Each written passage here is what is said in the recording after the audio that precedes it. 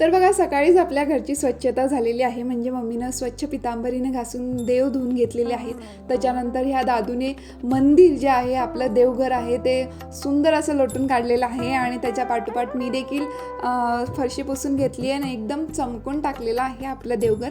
आणि त्याचबरोबर जे घरचे आपले फॅमिली मेंबर आहेत, जसं की आमची कार आहे तिला देखील आम्ही स्वच्छ करून टाकलेलं आहे. तर तुम्ही म्हणसाल ही एवढी स्वच्छता कशासाठी आणि काय आहे आज?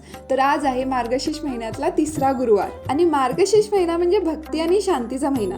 आणि तुम्हाला माहिती आहे आपली परंपरा सांगत आलेली आहे की या महिन्यात लक्ष्मी मातेचं पूजन जर आपण केलं तर घरामध्ये फक्त पैसेच नाही तर त्याचबरोबर समाधान, सौख्य आणि सकारात्मक ऊर्जा पसरते आणि भरभरून येते देखील. जसं आपण पाहिलं की घर स्वच्छ करणं ही पूजा सुरू होण्याआधीची पायरी आहे बरं का. कारण देव तिथेच येतो जिथे स्वच्छता असते, शांतता असते आणि मनात श्रद्धा असते. त्याचमुळे आपली ही सगळी लगबग झालेली आहे. आणि आता मी आणि मम्मी सुंदर पद्धतीनं आपल्या देवघरात या 3ऱ्या गुरुवारची पूजा करत आहोत. आपण पाहिलंच असेल की घरात एकत्र येऊन पूजा केली ना एक वेगळंच व्हायब्रेशन येतं, एक वेगळीच पॉझिटिव्हिटी येते. म्हणजे बघा ना, जसं की धूप लावतो आपण, अगरबत्ती लावतो, मंत्रोच्चार म्हणतो आणि म्हणजे दिवे लावतो. म्हणजे या छोट्या छोट्या गोष्टी पण मनावर मोठा परिणाम करून जातात.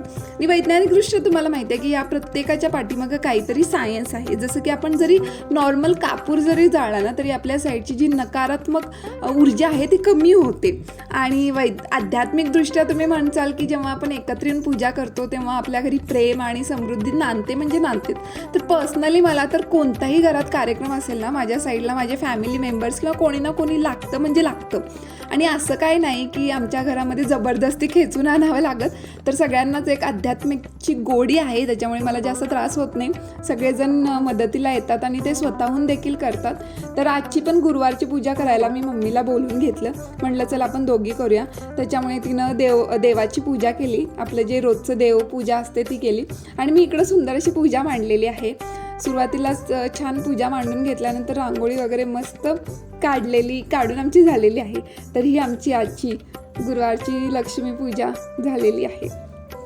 केशरी नंदन सुखदाता दुःखनाशक महावीर सिद्ध करता भयहारी भीमरूप रणधीर सिद्ध करता भयहारी भीमरूप रणधीर विठ्ठल माझा माझा माझा माझा माझा मी विठ्ठलाचा विठ्ठल विठ्ठल जय हरी विठ्ठल विठ्ठल विठ्ठल जय हरी विठ्ठल विठ्ठल विठ्ठल जय. हे आमचं छोटंसं भजन. ॲक्च्युली मला आणि आमच्या घरच्यांना सगळ्यांनाच भजन आवडतात, त्याच्यामुळे भजन आमच्या घरात सुरूच असतं.